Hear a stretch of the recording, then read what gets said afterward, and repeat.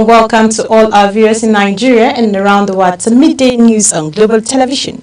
Coming to you live from the nation's capital, Abuja. I am Sadia Yakubu. A quick reminder that Global Television is on DSTV channels 365 and StarTimes channels 276. President Bola Tinubu has emphasized the importance of producing military hardware locally, calling it vital for Nigerian security and long-term development. Speaking at the graduation of Course 33 of the National Defense College in Abuja, he praised the institution's research culture while pledging to complete its permanent site in Piwi.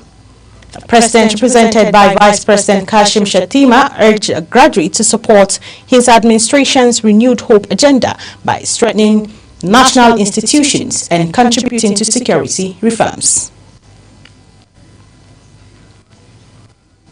In the meantime, Vice President Kashim Shettima has led a federal government delegation to the burial of the Emir of Zuru, Major General Muhammad Sani Sami retired, joining other dignitaries including Governor Nasir Idris, the Sultan of Sokoto, and the Emir of Kano at the Zuru Central Mosque.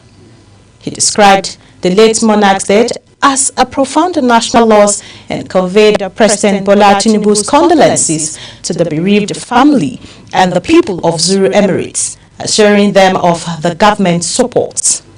Shettima paid glowing tribute to the family, the Emir, recalling his selfless service to Nigeria in various capacities and honoring him as a man of integrity and devotion.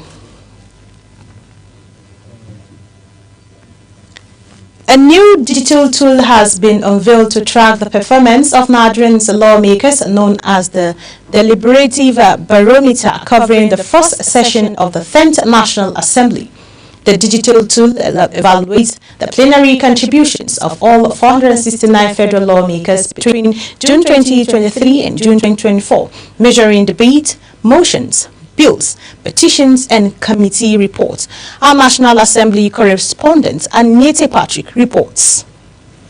At a public ceremony in Abuja, the ELGAF Africa Legislative Governance and Policy Innovation Hub, in partnership with civil society groups, launched the Deliberative Barometer and Policy Focus Productive Report. According to the findings by the President, ELGAF Africa Legislative Governance and Policy Innovation Hub, Chibuzo Okereke, the House of Representatives recorded over 4,200 legislative actions, while the Senate logged more than 2,200. Security, economy, and education emerged as top focus areas. However, the report also revealed that 4% of senators and 12% of representatives recorded zero legislative actions during the period. Meanwhile, top performance included Senate Leader Okpeyemi Bamidele and Deputy Speaker Benjamin Kalu, led in the House with more than 100. Within the data framework we have built, you can know that this member, since he came in the first session, all he has done is to second motion only, or to, or he also shows you the legislators who have not said a word throughout the first session of the National Assembly, which we classify as lawmakers with zero legislative actions within that period. And those who are top performing legislators. The Speaker of the House of Representatives, ably represented by Cyril Hart, says the barometer is a mirror for lawmakers as it challenges members to raise the standard of representation, lawmaking, and oversight. This platform tracks the productivity of lawmakers and evaluates policy, and it is a tool that can advance democratic growth in measurable ways. This compels us to constantly raise the standard of representation, lawmaking, and oversight by spotlighting legislative outputs. This report gives Nigerians a scorecard to evaluate their lawmakers and ensure that Parliament works for the people. For ELGAF Africa, its partners, the tool is a step towards strengthening Nigerians' democracy. Anita Patrick, reporting for Global TV. As Nigerians continue to grapple with rising unemployment and economic hardship, More citizens are stressing the need for young people to embrace skills acquisition and a pathway to survival and success. Ubong Usoro completes the reports. The Federal Ministry of Education, through the Nigerian Youth Employment and Skill Acquisition Fund, has partnered with the World Bank to train service providers who will, in turn, train the youth nationwide. Speaking at the signing of MOU in Abuja, the Minister of Education, Professor Tahir Maman, represented by Dr. Nabila Mohammed, said the program is designed to tackle unemployment by equipping young Nigerians with skills that meet global demands. You have all been shortlisted and visited, and you must have shown some form of commitment to be here today. So congratulations once again.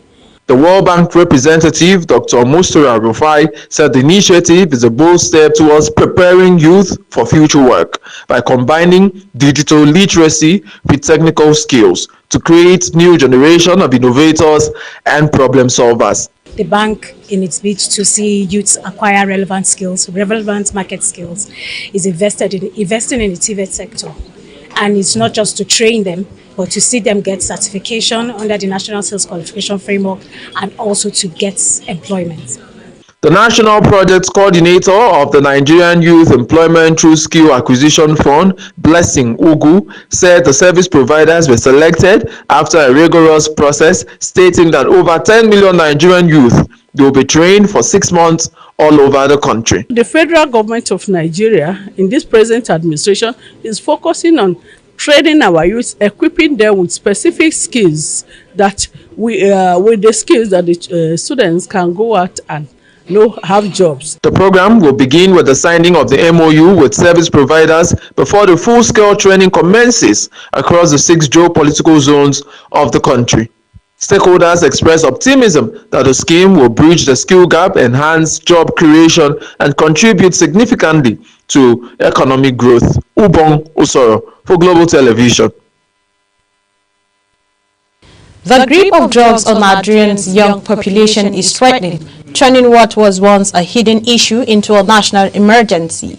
Beyond damaged health, the crisis is tearing families apart, fueling insecurity and threatening the future of the country. Samuel Odi completes the reports. The National Drug Law Enforcement Agency reveals that more than 14 million Nigerians are entangled in drug abuse. And with majority age between 15 and 35, the menace is no longer silent. It has exploded into public health and security challenge. Experts say that dangers stretch far beyond addiction itself. School dropouts, mental health disorder, violent crimes, and rising unemployment are all linked to this growing surge. There is need for what we call a national emergency should be declared. Because if care is not taken, we will likely have to build psychiatric hospital in every local government in Nigeria now, because the way the addict is increasing is really an alarming rate. From codeine to tramadol and cannabis, the substance is replacing ambition with addiction, draining the nation's human capital. It affects mentally. It can lead so many things. And so in the life of youth, it is causing more harm than any other thing you might think of. And so my advice to the youth is to run away from drugs. While the government, healthcare workers, and civil society groups continue awareness campaigns, the fight is far from easy. With peer pressure, unemployment, and even social media fueling the crisis, many argue that urgent and united action is the only way to rescue Nigerian youths before it's too late. Samuel Odi for Global Television News. Proper sanitation and environmental hygiene have been identified as critical in preventing the spread of Lassa fever. Dr. Aisha Ladan Musa of Federal Medical Center, Abuja, who made this known in an exclusive interview with Global Television, emphasized that the best protection remains simple: hygiene and public awareness. Our correspondent, Zahra Nasir, reports. Lassa fever is an acute viral illness and hemorrhagic fever caused by the Lassa virus. It is endemic to parts of West Africa, particularly Nigeria, Guinea, Sierra Leone, and Liberia. The virus is primarily transmitted to humans through contact with the urine or feces of infected multi-mammat rats or through direct contact with an infected person's bodily fluids. Dr. Aisha Ladam, Federal Medical Center, Abuja, explained that raising community awareness and educating people on how the disease is transmitted remains essential strategies in reducing infections. The doctor said the greatest knowledge is knowing how to prevent Lassa fever, not just how to cure it. The prevention goes beyond we individual. It starts from awareness. Okay, so the most important thing in Lassa fever is community awareness. We have to inform educate the people on mode of transmission, the causal organism, and how it is transmitted from one to another. Because the greatest knowledge is how to prevent, is not how to cure. Yes, so as outside that, also environmental and environmental factors also play a role, like sanitation. In Abuja, some residents said they are already taking preventive measures by covering their food, maintaining good hygiene, and keeping rats away from their homes. I know Lassa fever as a disease that causes harm to the human immune system. By making sure you are staying in a clean environment, because it's being transmitted by rats. So if you are living in an environment that is very dirty, they would easily have access to your environment, and then they would easily... I know it's a disease caused by rodents that comes out of rat and it's really from the rat class.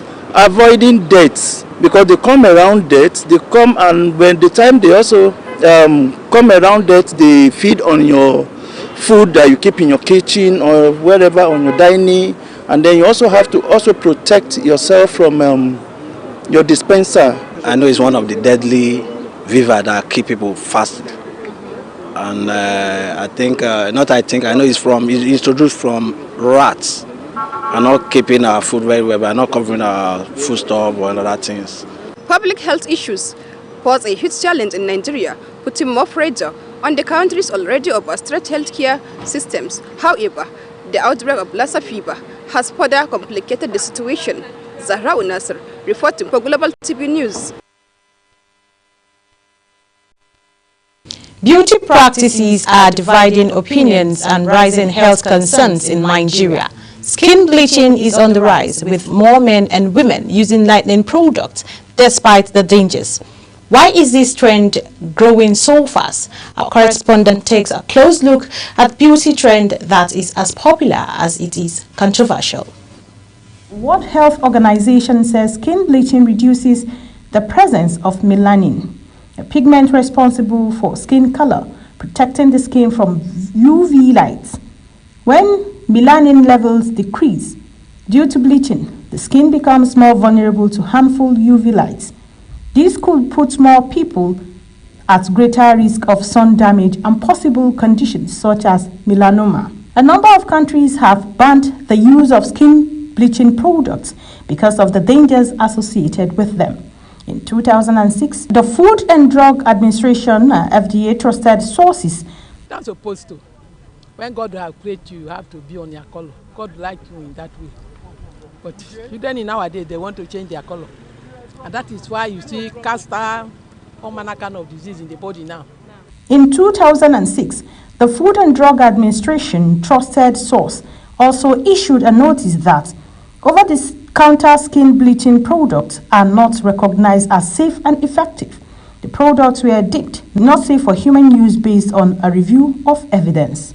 Yeah, I don't know. Sometimes maybe they feel what God has given them is not good enough. And because of the fashion and what is in vogue, which on a norm is not right. Because when you bleach, you are removing some layers of your skin. Peer pressure also plays a major role in schools, on the streets, and within social cycles. Many Nigerians have faced direct or subtle encouragement to tone or glow up.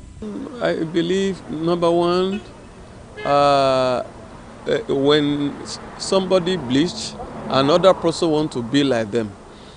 It's a curse.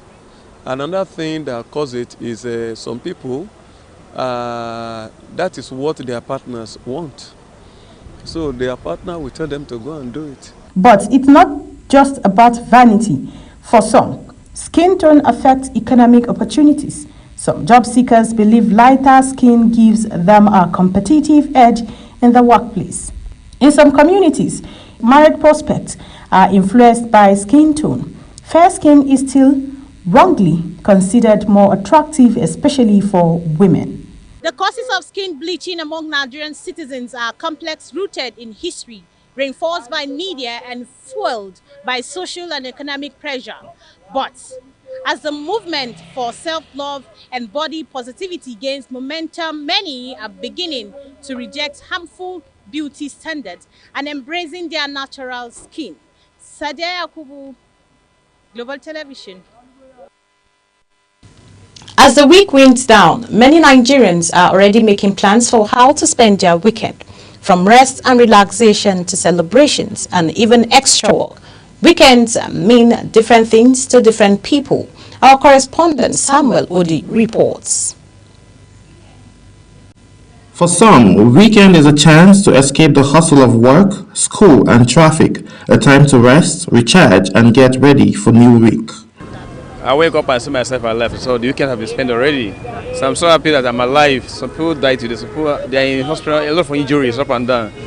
But whether good or bad, we're alive, so we thank God for everything. So the weekend is fine already. Finding it because I'm alive today.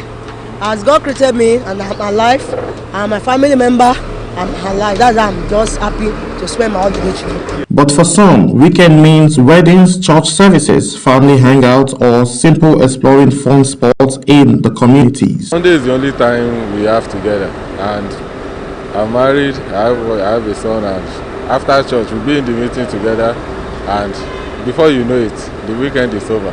My weekend is just at work. I didn't go anywhere. Okay. So but yesterday night I was in the church throughout. Till this morning, yeah. I just came back from church now before to work. So I go and relax because I spend my effort in the night, so I have to go and relax as of now. Despite the rising cost of living, Nigerians are still finding creative and affordable ways to enjoy their weekends, whether through outdoor get-togethers, home activities, or just unwinding with loved ones. Even a gari, if I get, I'll go manage myself, so that we don't get choice. Well, don't take. Since where this government enter, in fact, everything will go. Go as we expected. Yes, this government, in fact, we really they're in trouble. But before now, they like to come out with them. No. Since where this government enter, now don't stop carry them out. I'm doing Buhari, we go around. At the end of the day, weekends are what you make of them, whether for work or for play. The goal is to balance. Samuel Odi for Global Television News. You're watching the live broadcast of Midday News. When the Midday News returns, Federation account shares highest ever 2 trillion naira allocation. Details coming shortly, plus foreign and sports stories on the other side of this break. Please stay with us.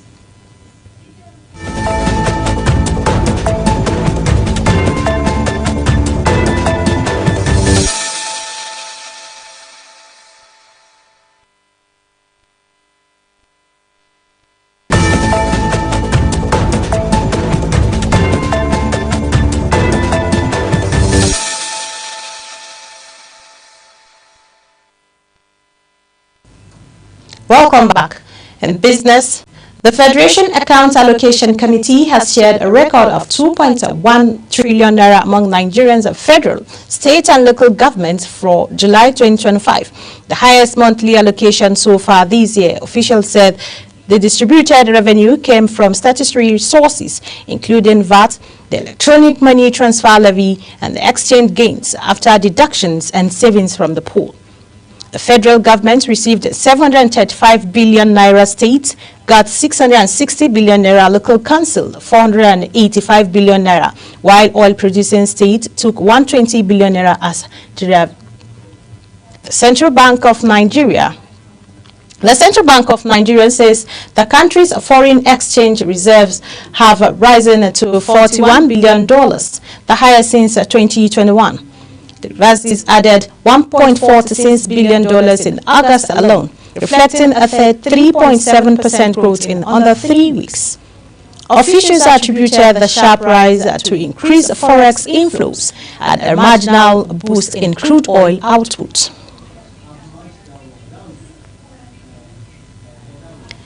And on the foreign scene, in response to a formal invitation by the Malawian authorities, the High Representative, who doubles as Vice President of the European Commission, Kaja Kalasa, has deployed an election observation mission to observe the general election scheduled for 16 September 2025. The High Representative has appointed Lucia, member of the European Parliament, as a chief observer. Uyi Ogbemafregbe reports. EU Chief Observer Lucia Annunziata said the team deployed has already been briefed and equipped for the task they are in Malawi to perform. Our 28 long-term observers are ready to be deployed across Malawi, working in pair in 14 teams of 2. They will observe the campaign and preparation for the election, as well as voting, counting and tabulation, in line with EU well-established standard election observation methodology. European Union Deputy Chief Observer Anne Maboro explained the scope of work the EU observation mission will carry out before, during and after the election. So we're going to observe all aspects of the electoral process. That's everything from voter registration to candidate nomination to the conduct of the campaign, participation of marginalized groups such as women and persons with disabilities, the actual conduct of voting, polling, closing, counting, as well as the resolution of electoral disputes. European Union Election Observation Mission is expected to provide a comprehensive, independent and impartial assessment of the electoral process based on international and regional standards for democratic elections. Uyi Agmofwegbe reporting for Global TV News.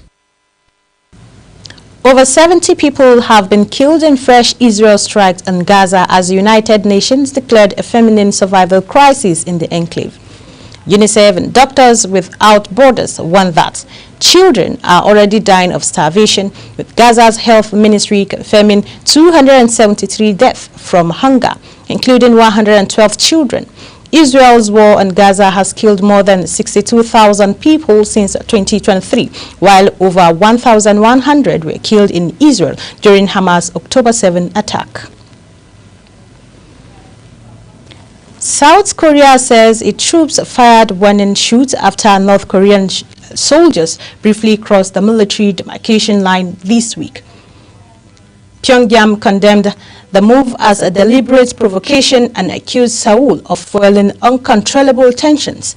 The incident comes as South Korea's new president embarks on visit to Tokyo and Washington, while the North continues sealing its borders and rejecting reconciliation efforts.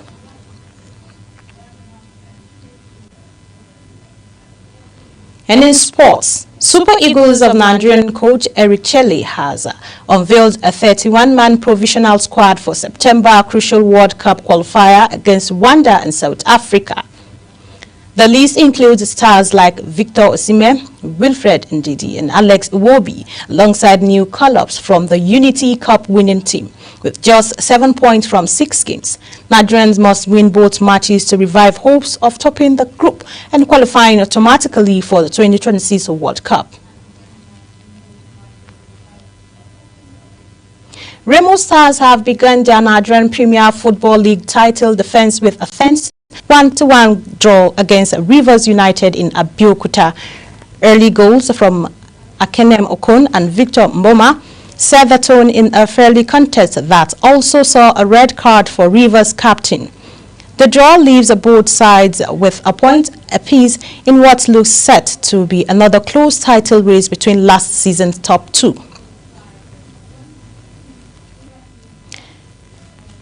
Chairman of the National Sports Commission, Shehu Diko, says recent federal government rewards to athletics are part of a strategy to secure the future of Nigerian sports.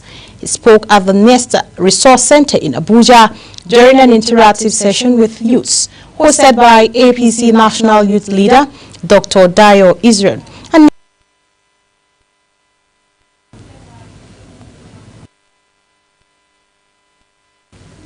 That's it on Global Television Media News. A quick reminder that Global Television is on DSTV channels 365 and StarTimes channels 276.